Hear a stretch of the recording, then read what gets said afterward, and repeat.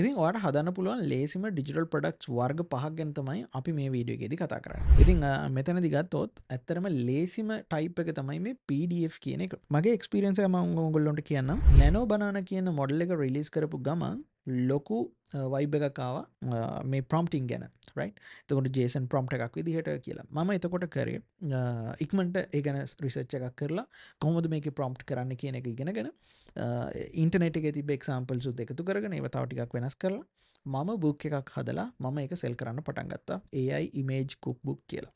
ඉතින් එකෙන් හොඳ රෙවෙනිව් එකක් මට ජෙනරේට් කරන්න පුළුවන් වුණා. එතකොට PDF කියන්නේ අපිට අඩුම එෆර්ට් එකක් දාලා හදන්න පුළුවන් හොඳ ඩිජිටල් ප්‍රොඩක්ට් කැටගරි එකක්.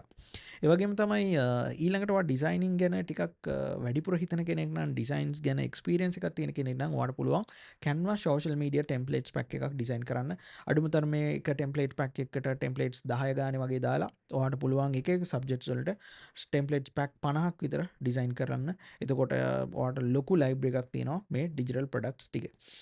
ඊළඟ එක තමයි Notion කියලා කියන්නේ. Notion කියලා ගත්තාම ලංකාවේ තියෙන Notion ටිකක් වැඩිපුර ප්‍රමෝට් වෙන්නේ නැහැ. නමුත් ඉන්ටර්නැෂනලි ගත්තාම ලෝකෙ ගොඩක් අය Notion templates පාවිච්චි කරනවා ඒගොල්ලොන්ගේ එදිනදා ජීවිතයේ වැඩ කටයුතු ටික ප්ලෑන් කරගන්න. ඉතින් ඒක නිසා ඔයාට Notion templates උත් හදලා සෙල් කරන්න පුළුවන්.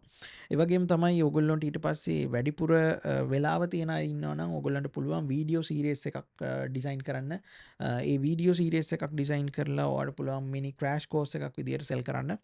ඉතින් අන්තිම එක විදිහට ගත්තොත් චෙක්ලිස්ට් කියන එක. චෙක්ලිස්ට් වල ඔයගොල්ලන්ට පුළුවන් වෙඩින් ප්ලෑනින් චෙක්ලිස්ට් එකක්, බර්ත්ඩේ ප්ලෑනින් චෙක්ලිස්ට් එකක් වගේ මෙන්න මේ වගේ චෙක්ලිස්ට් හදලා ටෙම්ප්ලේට්ස් විකුණන්න. ඉතින් ඔය කිව්ව පහෙන් ඔයා කැමති එකක් තෝරගෙන වැඩේ පටන් ගන්න.